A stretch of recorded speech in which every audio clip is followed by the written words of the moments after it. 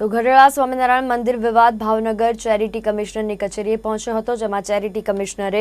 સૌપ્રથમ આચાર્ય પક્ષ દ્વારા બોલાવવામાં આવેલી જનરલ મિટિંગ પર સ્ટે મૂકી અને કહ્યું કે જનરલ મિટિંગ યોજાશે, પરંતુ તે દેવપક્ષ દ્વારા બોલાવાયેલી મિટિંગ હશે, જેમાં આચાર્ય પક્ષના ત્રણેય ટ્રસ્ટીઓ પણ ઉપસ્થિત રહી શકશે, પરંતુ કોઈ વિવાદિત નિવેદન નહીં કરી શકે, જ્યારે આ બાબતે વધુ સુનાવણી 8 જાન્યુઆરીના રોજ કરવામાં આવશે।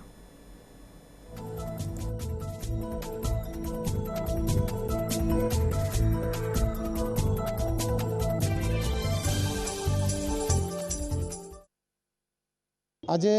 અમે લોકો એટલે કે દેવપક્ષ તરફથી આચાર્ય પક્ષવાળાએ 6/12/2020ના રોજ એક અધિકાર વિના સત્તા વિના એક મિટિંગ બોલાવી અને એની અંદર અમુક ગેરકાયદેસરના ઠરાવો કરેલા। એ ઠરાવોને અમુક વકીલશ્રીઓએ ચારેય ટ્રસ્ટીઓ વતી ને ચેરમેનશ્રી વતી એ પડકારેલા આજે, અને આજે દિવસભર એની સુનાવણી ચાલી અને હમણાં જ સંયુક્ત ચેરિટી કમિશનર શ્રી ભાવનગરે એનો ચુકાદો જાહેર કરી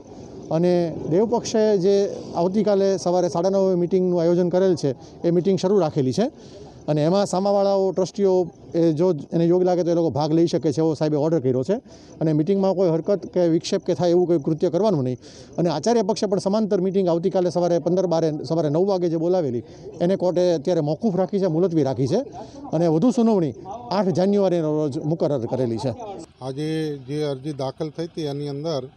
આ કોર્ટને હકુમત છે કે નહીં એ અંગે બંને પક્ષના વકીલોની દલીલ સાંભળ્યા બાદ એમણે કીધું હું આ વિષય ઉપર ઓર્ડર કરું છું। ત્યારબાદ તેઓએ 1.5-2-3 કલાક ઓર્ડર લખ્યા પછી બહાર આવીને એવું કીધું કે હું આ 5ને પણ સાથે ડિસાઇડ કર્યો છે અને કાલની જે મિટિંગ રમેશ ભગતે બોલાવી હતી ચેરમેન તરીકે એ મિટિંગ ન ભરવા માટે એમણે મનાઈ હુકમ આપ્યો છે। એનો અર્થ એવો નથી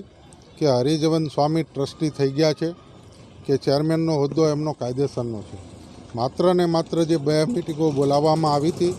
એમાંથી અમને મિટિંગ ન કરવા માટે અને અમારા જે ટ્રસ્ટીઓ છે એ મિટિંગની અંદર જવું એવી રીતનો ઓર્ડર પાસ થયેલો છે, છતાંય અમે આ ઓર્ડરને હાઈકોર્ટની અંદર ચેલેન્જ કરવાના છીએ।